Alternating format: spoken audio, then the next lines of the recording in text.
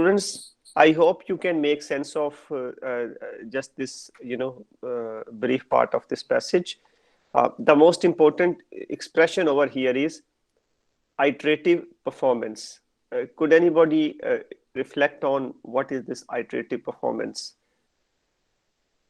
Or if you could just try to figure out what is the word iterative, what does it mean? Sir, according to Google, it's a repeated performance, doing or Okay, saying good. again. Yeah. Okay. Okay, all right. So iteration, right, uh, or iterative performance, that is, repeating something over and over again. So the idea is very, very simple, in fact, because we are aware of the phenomenon, although we tend to ignore that, right? The idea is that discourse works through iteration. In other words, discourse works through repetition. Okay. Now, what is the basic and simple idea? The basic and simple idea is that if a lie, right, if a lie is repeated to us too frequently, it turns into a truth. This is the basic idea. I mean, it's a commonsensical idea some of us must have heard about. If a lie is repeated over and over again, it turns into a truth. So just like that, as Carol argues, that the role of discourse in our day-to-day life is that discourse, you know, uh, appears so many times through discursive conventions, right? Pay attention to this phrase, please. Discourse appears so many times in our day-to-day life through discursive conventions that we start taking it as a normal or as a natural phenomenon, right? One of the examples is use of the pronoun he, right, for all genders. It is very often that when we are referring to a general uh, pronoun, we use he rather than she. So he seems to encompass everybody. Or even more common example is that of the use of the word man, right? So if we need to refer to humanity in general or people in general, we often tend to use the word man for that, right? For example, I'm sure many of you have heard of this proverb, man is mortal. All right, man is mortal, right? So the word man seems to include all the genders, right?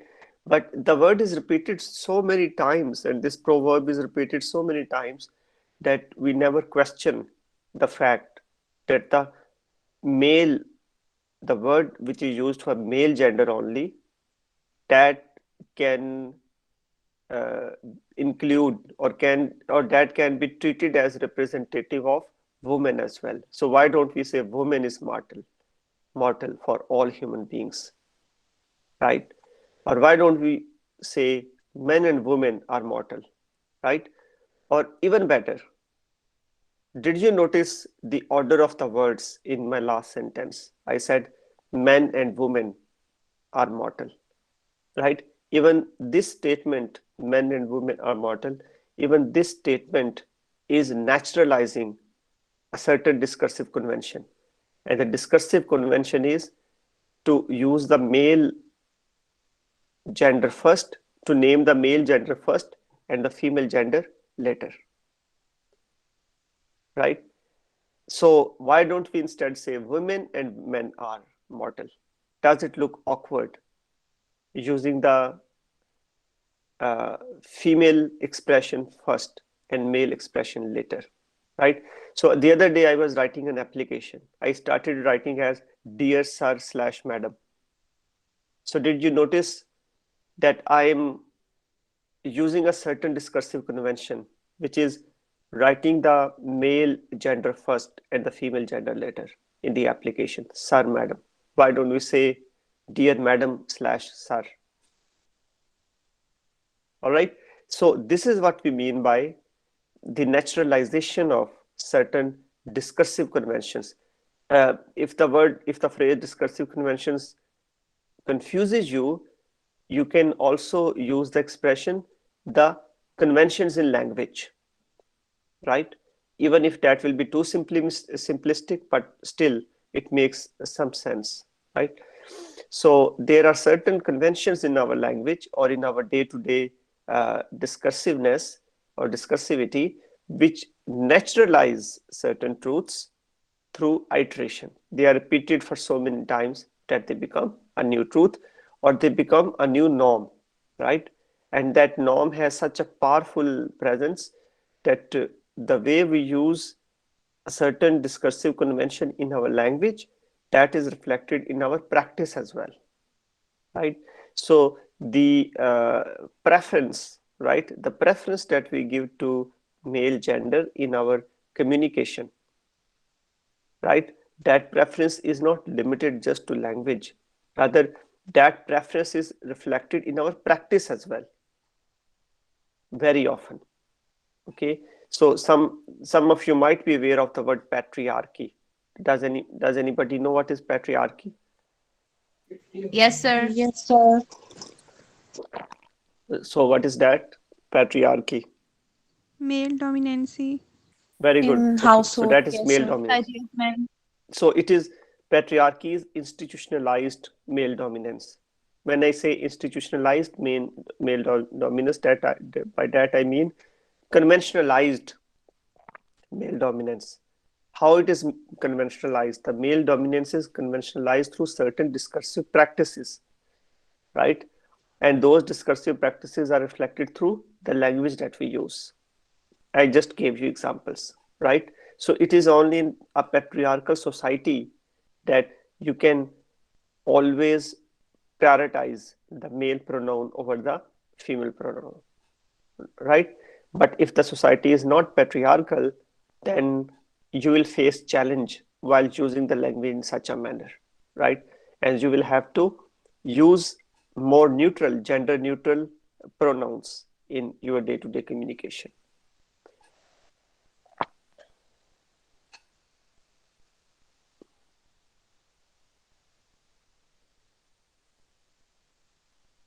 Okay, so let's read some of the practices of discourse analysis. So could you please read just this part now from here?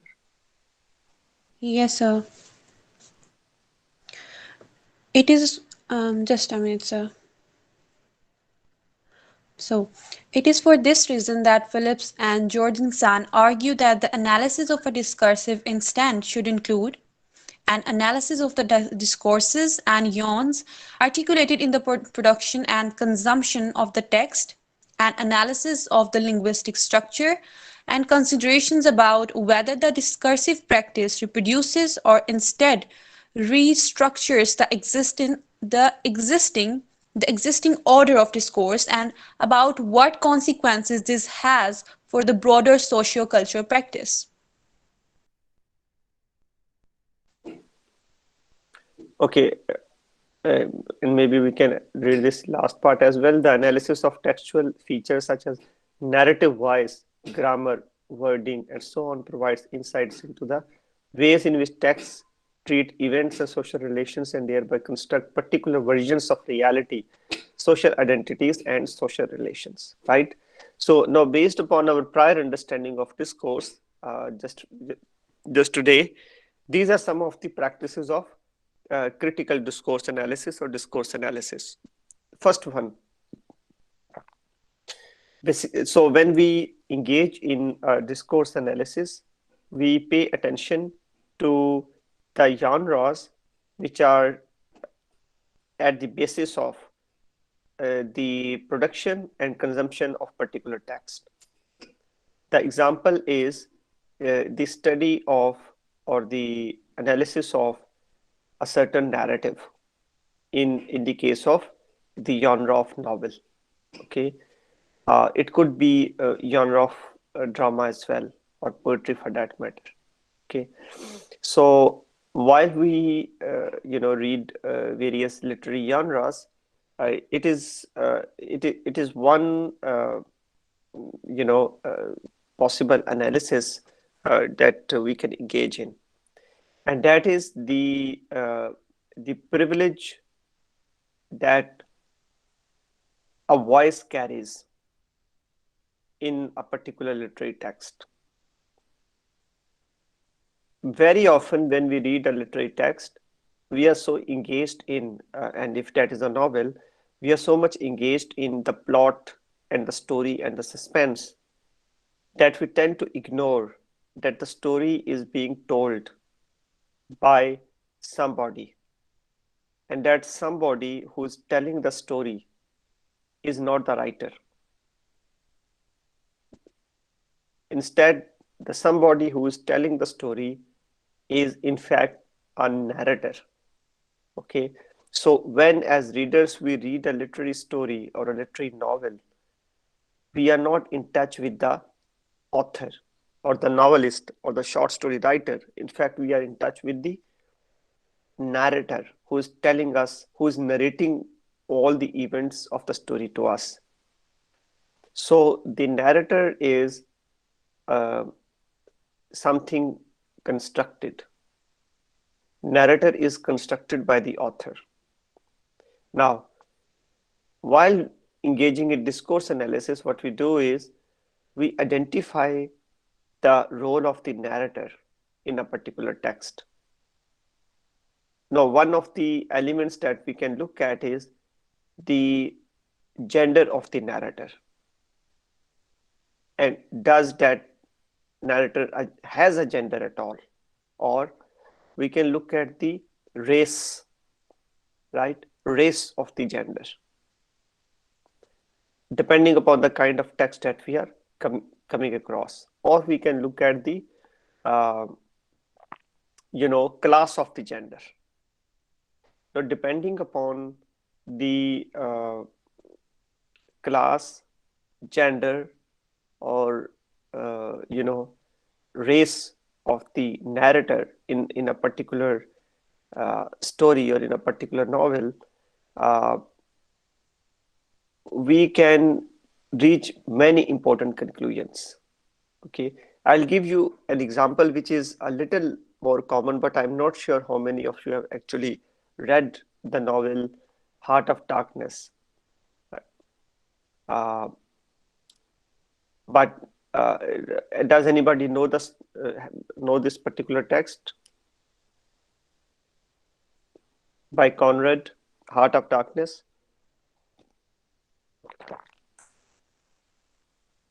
Joseph Conrad's Heart of Darkness. Nobody ever heard about it? No, sir. Okay, this is surprising actually. I think that is one thing that you should do over the break. Try read the novel, okay? This is one of the most important modern fiction. Anyways, now Heart of Darkness, is a novel about uh, the journey uh,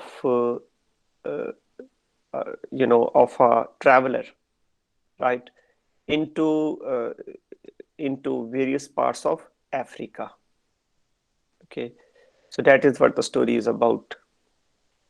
Uh, and what the novel does is it, in fact, uncovers some of the most horrific and most inhuman, uh, uh, colonial acts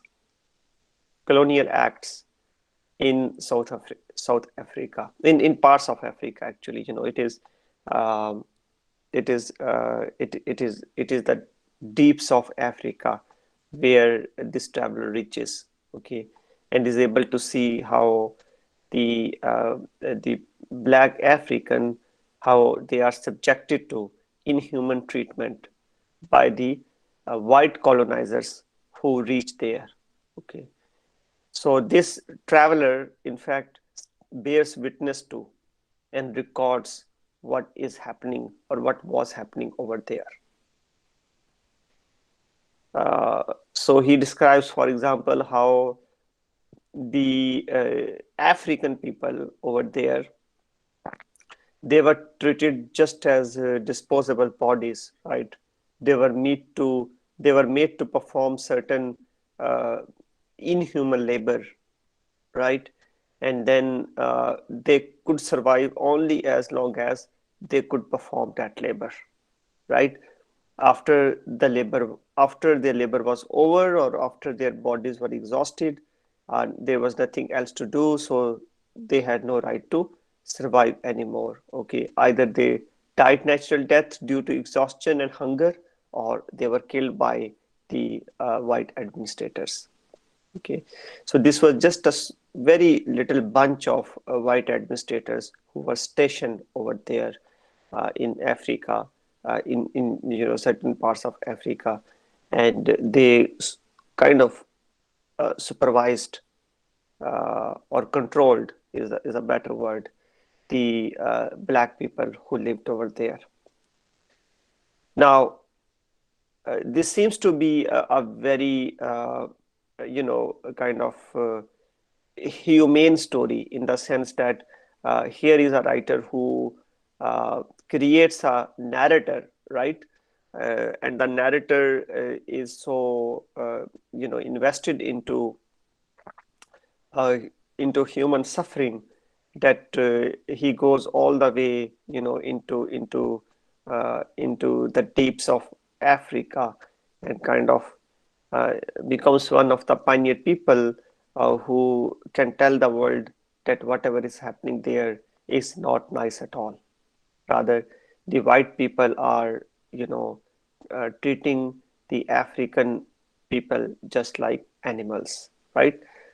But another writer, now this is the example of discourse analysis that I'm just going to explain to you now, based upon this particular story that I told you. Uh, an African writer whose name is Chinua Achebe, and who is one of the most important African writers at this time in the world, he came up with a very, very famous allegation against Joseph Conrad, and he called him, to use his expression, a bloody racist, which was a very, very harsh comment, right? This comment is on whom? This comment is on the novelist Joseph Conrad, who wrote this novel Heart of Darkness, and uh, he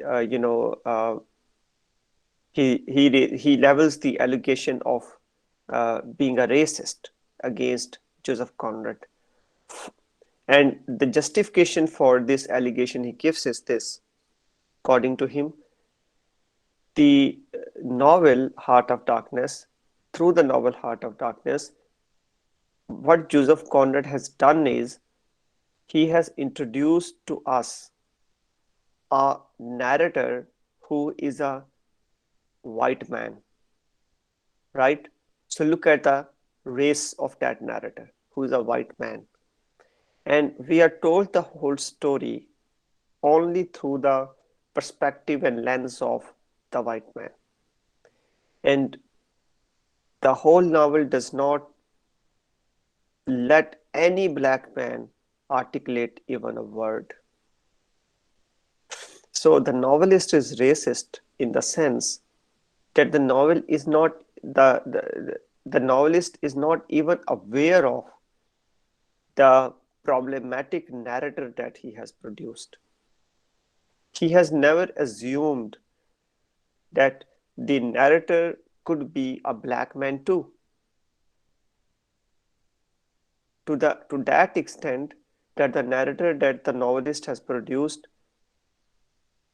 is not even able to listen to the voices made by the black people during his journey, right? So interestingly enough, in the whole novel, no black man ever speaks. No black man ever speaks in the whole novel, right? And the novel is about what? It is about the black people, right? So this is an example of how discourse analysis works. That as an analyst, you point out in a literary text, most importantly in the case of a novel, who is the narrator and what is his voice or what is her voice, and how that voice is uh, creating certain meanings for us, right? So similarly, you might find a male voice in a particular novel which is totally dominant throughout the story, right? And when you consider that male voice in the novel or in the story, you might point out that this voice, which is a male voice, is uh, insufficient to represent women experiences, if there are any, in a particular novel. All right. Similarly, the writers very often point out, uh, if a narrator in a particular novel is a rich person who belongs to, um, uh, a capitalist class, then that narrator would have very limited experiences to represent the voice uh, of the bourgeois class or of the working class, right? So you might find a story which is about common man, but it is being told from the perspective uh, uh, a proletariat individual, or from the perspective of a capitalist. Okay. The second possibility is that we might look at the grammar or wording in a particular text, narrative wise, but then grammar and wording. I already gave you example of uh, the way pronouns are, for example, used in a particular text. Okay. Now, these things put together, the voice of the narrator or the arrangement of the word in a particular text, uh, what they do is they they create a certain or construct a particular reality for us. They made us think about certain social identities, social relations, uh, you know, from a certain perspective, right? So if, for example, a story is constantly told from the perspective of male voice, right? The story would have uh, a certain perspective, which is male dominant perspective. I'll give you another very recent example. I hope some of you have heard about a writer called George Orwell. Okay, so he Yes, wrote sir. a famous novel, 1984, right? And you can Google it on your own. You will find it. I think it was the Guardian's report. It came just 2 to 3 days ago. Uh, so somebody is rewriting 1984. Okay, 1984 is a novel by George Orwell, and this novel is uh, about the totalitarian Dystopia. structures. Yes, sir. Yeah, so it is a totalitarian dystopia, so to say. And you know the readers all over the world really appreciate this kind of work, and people argue that a lot of journalist vocabulary about the political situations has been derived from just this one novel. This novel has a very, very strong influence on the political analysis, right? The political analysis which is done, at the level of journalism, right? Now, somebody has come up with this idea that this novel should be rewritten. Now, when you read the novel, you will you might like to notice that the whole novel has been written from the perspective of a male. So there is a man, right? There is a man. So the story has been told from his perspective, right? So he, for example, uh, would meet a woman, right? Just to let you know uh, how the male dominant factor will work in the case of a male character. So he would meet a woman, and then he will fall in love with that woman. But in the whole of the story, uh, all the experiences of restricted freedom which one can experience in a totalitarian state. Okay. Um, so totalitarian state is a kind of state where civil freedom or individual freedom is reduced to zero, and all aspects of the citizen's life are surveyed. They are constantly observed, right? And people do not have right to privacy, right? So that is a totalitarian state. Now this man, he has very hard time, in to celebrate his private life, right, with this woman he falls in love with, right? But throughout the story, or throughout the very long novel, we are never shown how does it feel to be a woman in that kind of society, right? And for very, very long time, nobody even questioned that as one of the limits of the novel, right? Therefore, now, a writer has come up with the idea that the whole novel should be rewritten from the perspective of a woman. How does it feel to be a woman in a totalitarian society, right? So basically, when we introduce just the male narrator in the whole story, and we tell the whole story from the perspective of a male narrator, it becomes problematic because it it reduces the whole experience of totalitarian state just to one gender. Not only that, but it pushes away and it brushes away the female experience of totalitarian state altogether, right? Or depending upon what kind of experiences are being represented in that particular text, right? But the female experience of all those events and happenings and social situation, they are totally, pushed out of the text, right? So noticing that, is a way to engage in discourse analysis. So basically, you essentially look at that broader context of the novel, or of the literary text, which seems to justify the presence of the narrator of a particular gender, right? So which particular, once again, Excuse me, which sir. particular, yep, So, sir, you go are ahead. saying that we cannot reject the idea that to have the idea of who is narrating the literary text or the meaning, but we should not be biased towards that.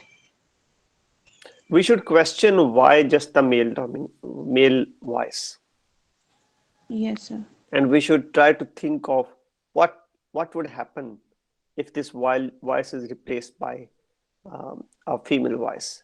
So, so what are the limitations of having just a male voice in a particular text? So if you can point out what are the problems, you are engaged in discourse analysis, right? So in fact, that is exactly what I was going to say. It is not just the male voice which dominates in the whole novel.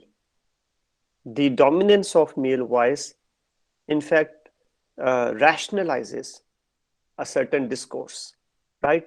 And that discourse, I already named that discourse is discourse of patriarchy. So if thousands of novels are written in the same manner, right, over the history, where over and over again you come across a male narrator, what will be the consequence? All the readers of these texts, they will simply take it natural, a natural phenomenon, that the story must be told only from the perspective of a man. right? So the male dominance will get entrenched in our minds and we will never question that. In other words, the discourse of male dominance will naturalize for us. Similarly, if all stories are told from the perspective of a white man, right? A, a white man, what kind of discourse will get rationalized over and over again? Can anybody refer to the particular discourse which will get rationalized and get naturalized if we keep? So racism maybe or slavery? Yeah, so yeah, slavery is the better response, but maybe another response would be the white privilege, the privilege of the white man, okay, or the superiority of the white man as having more rational and more comprehensive view of the world. So in our minds, we will start treating, if we keep reading all the stories and novels about whatever issues, but from the perspective of just the white man, you know, the ultimate result would be that our minds will start accepting the white man as a privileged race. Okay. Uh, and for example, until 1940s and 1950s, most of the stories uh, about about the subcontinent India, they are told from the perspective of a white male, right? It is at a later stage that the people from this part of the world started writing, and they started introducing the uh, narrators who were non-white.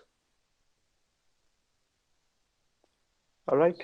So these are the kind of issues, when you engage in discourse analysis that you try to come across. So I will suggest you to limit, yourself to basically these three possibilities. Okay. So you can think of a novel to work on using discourse analysis. Either look at the gender, or look at the class, or look at the race. Okay, so once you have this much once you kind of prepare yourself for just this much focus, then we can discuss it further with reference to a particular text that you want to pay attention to. All right. So students will be